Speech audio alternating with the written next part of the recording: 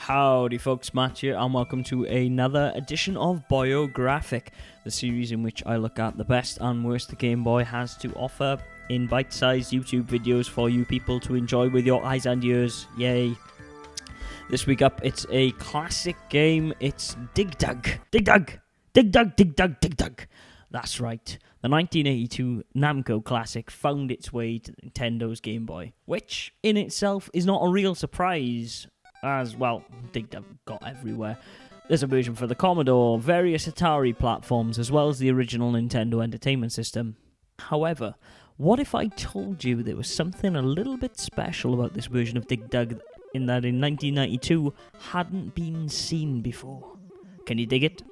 So, for those of you unfamiliar with Dig Dug, as I must admit I was before playing this version, Dig Dug is an arcade game where you play as a character named, you guessed it, Dig Dug. His objective? To kill tomato-looking pukas and their fire-breathing brethren Figars, those little dragon-looking things, in the most inhumane way possible, by pumping those suckers full of air until they literally combust. In Dig Dug's defense, these meanies do chase you around a maze, but as the only goal of the game is to kill them by said pumping or by dropping a boulder on their heads, I'd be after the Smurf-looking maniac myself.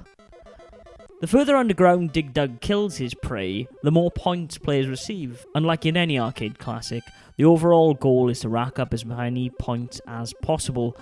But this can be tricky, as the last enemy alive will try and escape via the top of the screen. But don't let him. There can be no loose ends where pump murder is involved.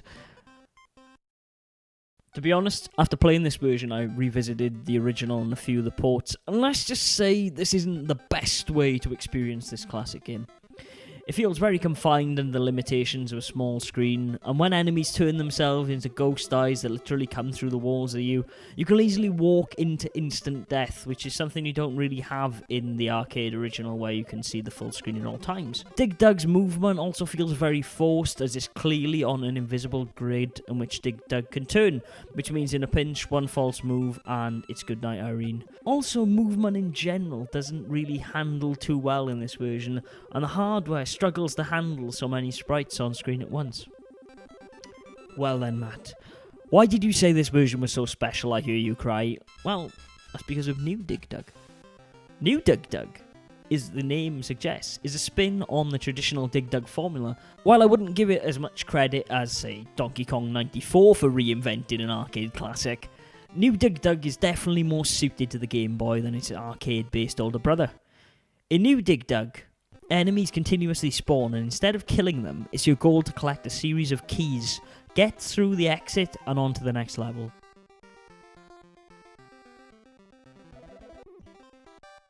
While this sounds simple and pretty fun to begin with, the game suddenly stops holding your hand 5 levels in and will smack you in the face at every turn.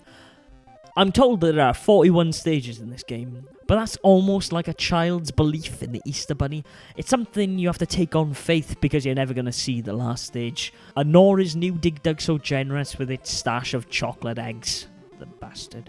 I got as far as level 7, and mainly due to the game's humane series of unlimited continues, I had several attempts, and I thought it was time to put Dig Dug back into the collection, only to be picked out when the mood strikes me.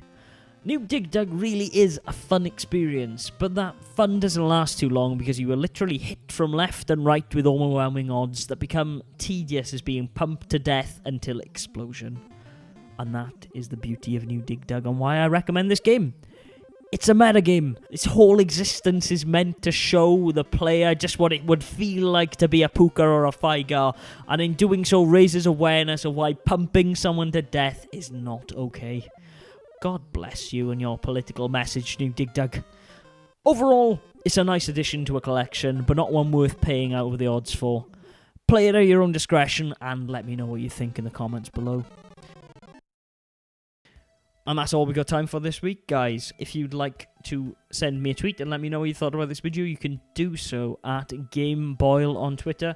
I'm also a co-host of a podcast called Tom and Matt Attack, which you can check out in iTunes and Stitcher, as well as our website, tomandmattattack.com.